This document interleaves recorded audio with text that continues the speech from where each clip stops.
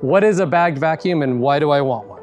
Hi, I'm Josh from Ricard and we're going to talk about why you would want to buy a bagged vacuum cleaner. Quick question for you. Do you have a garbage can? Do you use a liner in your garbage can? Why? For the same reason that you're thinking is the same as me. I think they're really gross and really disgusting, and to go back and reuse it in your house again just after dumping it out with all that stuff in there, it's probably not very healthy. So I use a liner. For the very same purpose, you would want to use a bagged vacuum cleaner.